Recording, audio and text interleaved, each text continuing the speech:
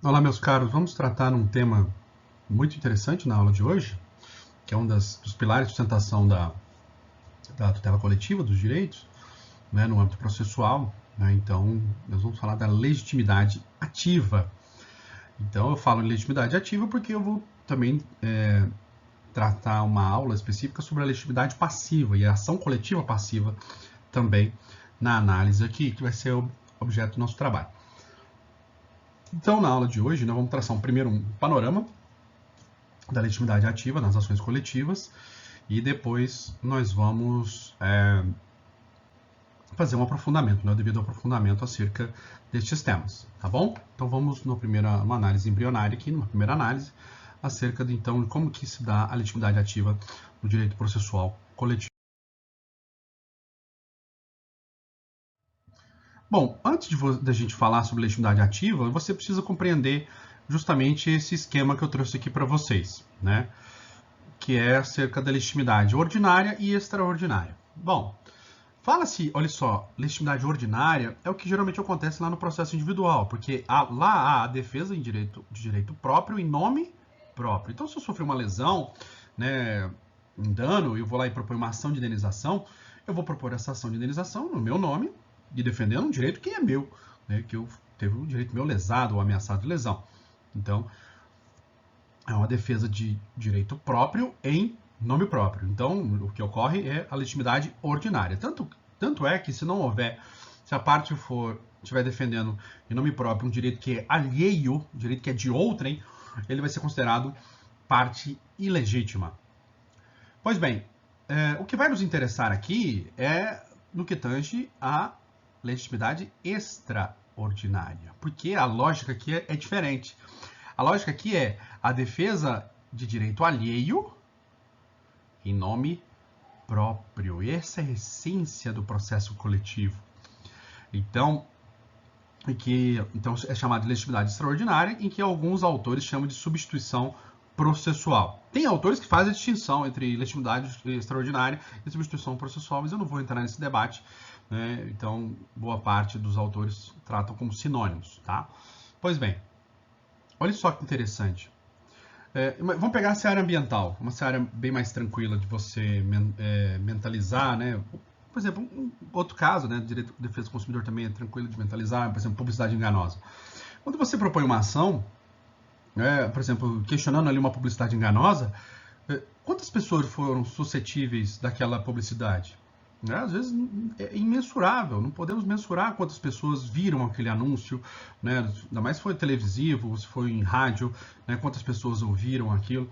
Então é imensurável. Né? A poluição do ar atmosférico, dos rios, né? Do mar. Então, quando se fala em tutela coletiva, nós estamos falando de defesa de direito que pertence a a uma coletividade, pertence a todos indistintamente, né, no que tange ao meio ambiente. Então, é um bem essencial de todos, essencial à sadia qualidade de vida. Então, o sistema brasileiro ele não permite que os indivíduos proponham uma ação individual, né, com repercussão coletiva. Então, o indivíduo não tem a prerrogativa, melhor dizendo, de propor ações coletivas. Então, nesta linha de ideias, o que nós vamos falar aqui dos legitimados, né? Claro que nós temos a exceção da ação popular, mas na ação civil pública, né, na lei de improbidade administrativa, mandato de segurança coletivo, o que nós temos ali é uma legitimidade extraordinária, ou seja, há ali uma defesa em nome próprio, mas de direito da coletividade, ou direito de uma coletividade, né, categoria, grupo, né, então, ou classe, né, no que tange ao mandato de segurança, por exemplo, coletivo. Então, o Ministério Público, quando ele propõe uma ação civil pública, ele está propondo em nome próprio, o Ministério Público, mas na defesa da coletividade. Então, de defesa de direito alheio em nome próprio. Isso só pode acontecer se tiver autorização legal, se tiver lei permitindo esse tipo de situação. Então, lembre-se que nós falamos, tem até um vídeo aqui no canal falando sobre isso, acerca das ações pseudo-coletivas e as pseudo-individuais. Então é importante também você mentalizar essas ideias que nós falamos ali, ok? Então vamos destrinchar aqui, né, primeiramente sobre a ação civil pública e depois os demais instrumentos de proteção coletiva. Bom, a principal lei, né, que rege a tutela coletiva, obviamente, é a Lei da Ação Civil Pública, né, e ela apresenta um rol, né, no artigo 5º, né, da LACP, também vem reproduzido também no artigo 82 do Código de Defesa do Consumidor, lembrando que a Lei da Ação Civil Pública e o Código de Defesa do Consumidor integram o chamado núcleo duro, né, da tutela coletiva. Então, ali nós temos um rol fechado, né, acerca dos legitimados para a propositura das ações civis públicas. Então, e o primeiro, né, por até imperativo constitucional, né, o artigo 127 da Constituição até o 129, fala da prerrogativa do Ministério Público que tem de ser o guardião, né, da tutela coletiva, né? Então, o parquê é o principal protagonista no que tange a proteção coletiva dos direitos. Até aqui em Uberaba a gente brinca, né? Promotor bom é promotor bravo, né? Então, porque todo mundo ganha, né? Principalmente a sociedade. Então, um promotor de justiça, um procurador da República, ele não pode ser acomodado, né, no que tange ao ofício dele, porque ele tem uma relevância muito grande. Porque muita gente associa o papel do Ministério Público apenas na seara penal, né? Mas é apenas um dos braços, né? O outro braço muito forte do Ministério Público é justamente a tutela coletiva dos direitos. Tanto que a Constituição Federal assegurou ao Ministério Público a prerrogativa de instaurar um inquérito civil, né, e de propor a ação civil pública. Aliás, muitos extraem a natureza constitucional, né, de ação constitucional da Lei da Ação Civil Pública justamente no capítulo do Ministério Público, que fala da prerrogativa do Ministério Público de propor a ação civil pública. Né? Então, o Ministério Público ele é, de fato, uma instituição essencial à tutela coletiva dos direitos e de fato, no que tange no plano fático, né, a principal instituição, o principal legitimado, né, no que tange a propositura de ações civis públicas e principalmente de inquéritos civis. Né, e também tem o poder de recomendação. Né? Nós vamos falar sobre os instrumentos extraprocessuais de tutela coletiva, né, e o papel do Ministério Público é bastante destacado. Então, no nosso entendimento, o Ministério Público é o principal protagonista, o principal responsável pela tutela coletiva. E é curioso que quando o Ministério Público não propuser a ação, nós falamos isso lá na aula de devido processo coletivo. Quando ele não propuser a ação, ele vai atuar como custos legis, como fiscal da lei. Né? Então, é interessante que qualquer processo coletivo, nós vamos ter a participação do Ministério Público, seja como autor ou seja como fiscal. Né? Então, o Ministério Público é uma instituição extremamente relevante aqui. E a partir de 2017, nós tivemos uma alteração na Lei da Ação Civil Pública para incluir a Defensoria Pública. Como todos vocês sabem, né, aquele livro famoso do Brian Garth, do Mauro Capelletti, né, que fala do acesso à justiça, Access to Justice, ele fala das ondas, né, do acesso à justiça. Ele fala da primeira onda da gratuidade, né, e a segunda onda da tutela coletiva dos direitos e a terceira onda da efetividade do processo. Bom, na primeira dimensão, né, o acesso à justiça, nós sabemos que os processos judiciais eles têm um custo. Né, e também tem o custo não só interno, né, acerca das custas processuais, mas nós também temos um custo externo, né, que tange a contratação de advogados. Então, essa chamada primeira onda ali, defendida pelo Brian Garth e Mauro Capelletti, veio justamente a dar guarida à criação da Defensoria Pública. Justamente porque a Defensoria Pública ela visa atender os hipossuficientes economicamente, aqueles que não têm condições de arcar com advogados. Né? Então, e num país de alta miserabilidade, de grande desigualdade social como é o Brasil, deixar a Defensoria Pública de fora da tutela coletiva, obviamente, não fazia o menor sentido. Né? Então, tardiamente, né, mas antes tarde do que nunca, incluíram em 2007 a Defensoria Pública, Lei 11.400, alguma coisa, não me recordo, que acrescentou a Defensoria Pública, então, como o rol dos legitimados. Né? Mas a maioria da doutrina salienta que a Defensoria Pública ela deve atuar sempre em prol, né? Alguns defendem até como se fosse uma pertinência temática meio mascarada, né?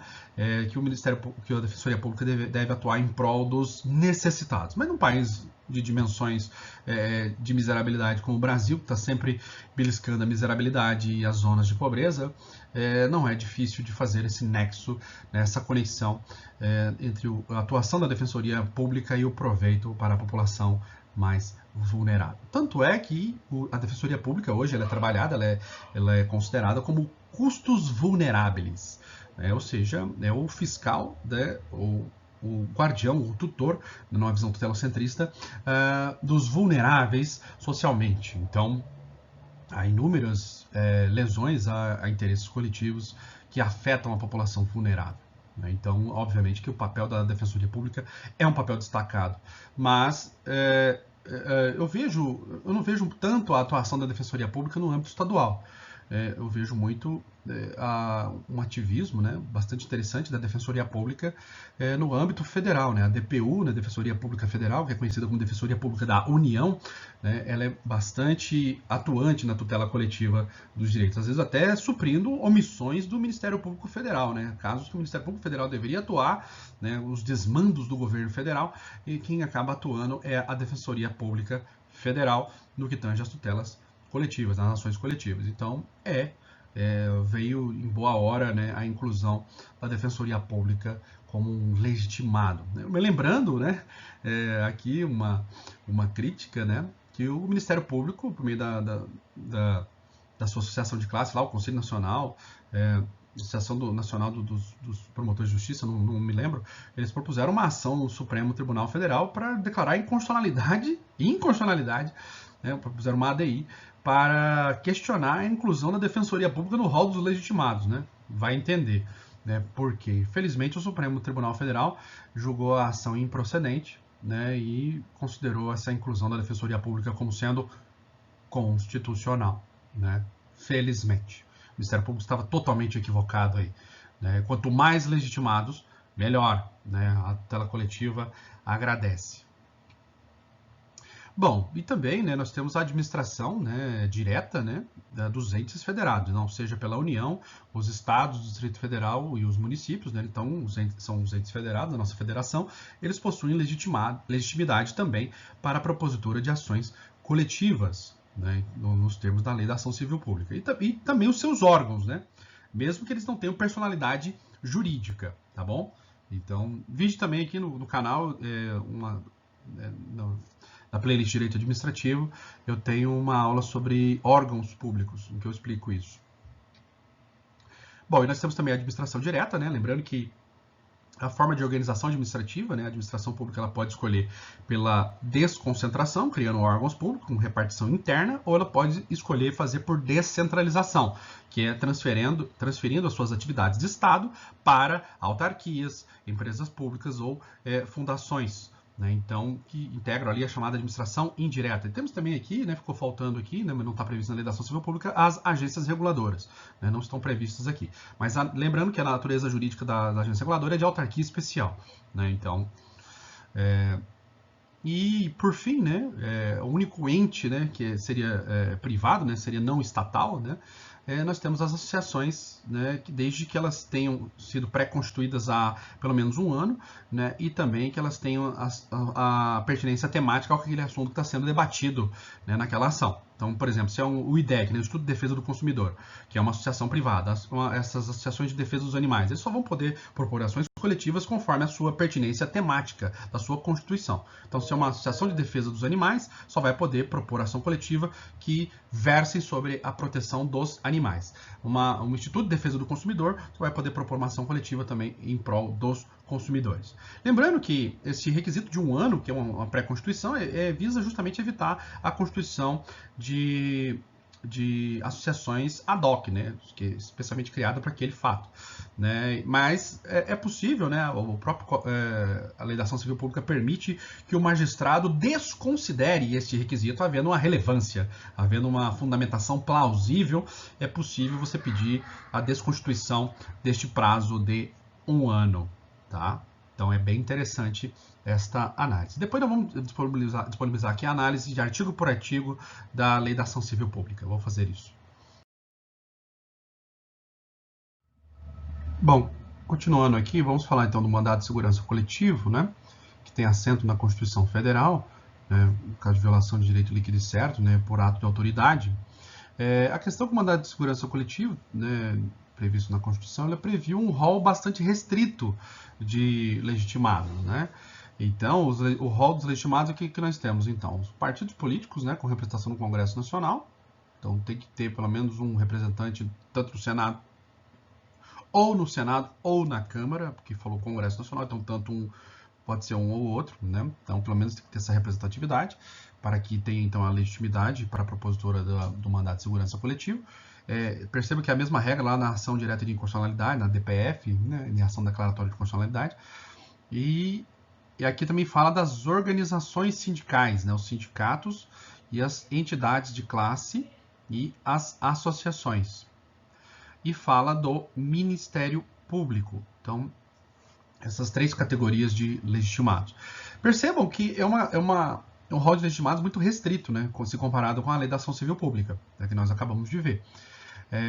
O Daniel Amorim Assunção Neves, ele defende a ideia de que não faz o menor sentido a gente ter um rol restritivo para o cabimento de uma ação coletiva como essa, o mandato de segurança, e em dissonância com o que prevê a da lei da ação civil pública, que é um rol bastante amplo, né? Então, ele defende que aquele rol de legitimados da lei da ação civil pública deve ser aplicado aqui também no mandato de segurança. E eu acho esse entendimento bastante razoável, né? Então, se lá nós temos a lei geral, né, o núcleo duro, né, dos legitimados, estão bem previsto no artigo 82 do Código de Defesa do Consumidor, no artigo 5º da lei da ação civil pública, aquilo ali vem a agregar a esse rol de legitimados aqui do mandado de segurança coletivo. É bastante plausível este entendimento.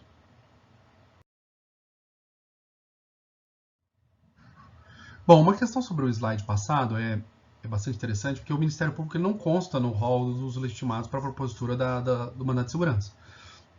Mas o STJ entende que, mesmo não figurando, o Ministério Público tem legitimidade para impetrar mandato de segurança. Então, a partir daí, nós temos que considerar também que os demais legitimados também o têm. Né? Então, se o STJ considerou que é implícito, né, que também o Ministério Público tem, já que ele tem legitimidade para propor qualquer tipo de ação coletiva, né, inclusive com o mesmo objeto, né, a grande questão com o mandato de segurança é que tem uma variação só de procedimento com relação à lei da ação civil pública. E na ação civil pública você pode colocar qualquer tipo de pretensão ali dentro, fazer qualquer tipo de pedido ali dentro.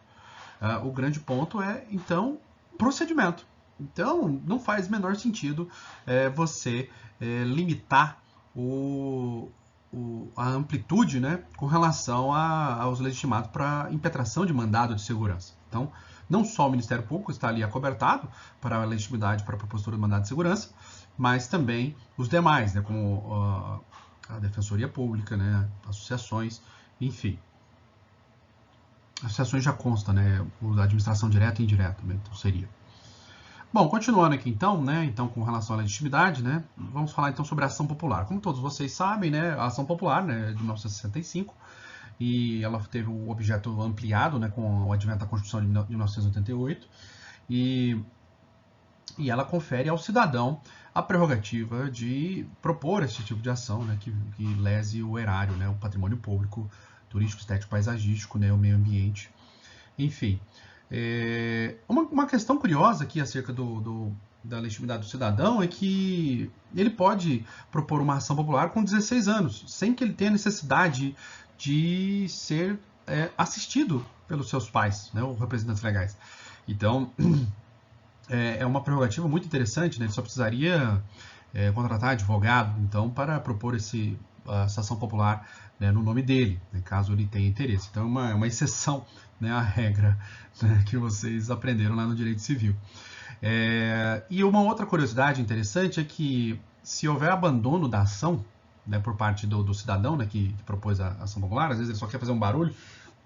Isso acontece com muitos advogados que às vezes querem aparecer, né, eles propõem lá a ação popular, depois às vezes vê que não deu muito êxito, né? Então ele já atingiu o objetivo que ele queria, que era fazer barulho, ele vai lá e abandona a ação. Caso isso aconteça, né, ou então ele não prossiga na execução, né, da ação popular, né, conforme a sorte ali dessa ação, deve ser publicado edital, né, no prazo de 90 dias para habilitar novos interessados, né, então para que outros legitimados assumam o processo. O entendimento que talvez mais consentâneo, né, também na linha de ideias do Daniel Amorim Neves, é de que deveria se dar uma prioridade a outro cidadão, né? Caso aquele que propôs a ação popular não tenha interesse em continuar com aquela ação, então que se abra a prerrogativa para outro cidadão, né? Então deveria ter uma relação aí de preferência.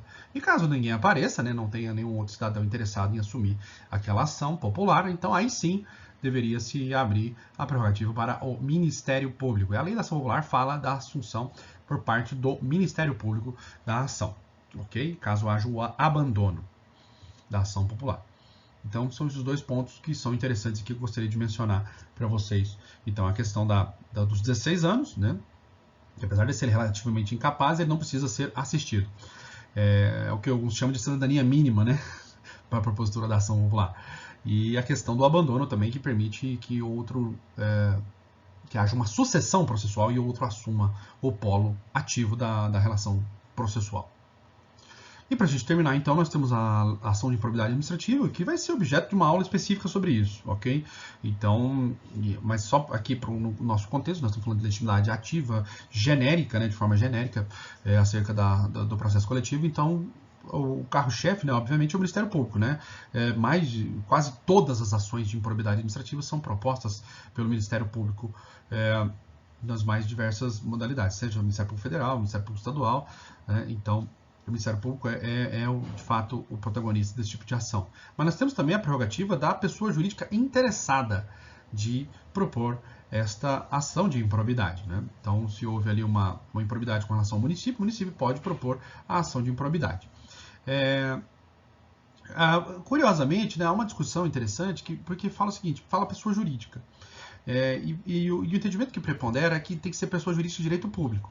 Né? Então, a União, o Estado, o Distrito Federal, municípios, né? A autarquia, fundações públicas, então, pessoa jurídica de direito público. Então, e não seria assegurada as pessoas jurídicas de direito privado. Mas há uma corrente minoritária que fala, olha, como a lei da ação de probidade administrativa só falou pessoa jurídica, não especificou que tipo de pessoa jurídica que seria, se é de direito público ou direito privado, então, se não houve a restrição por parte do intérprete, por parte do legislador, não compete ao intérprete fazê-lo. Mas é uma posição minoritária, tá bom?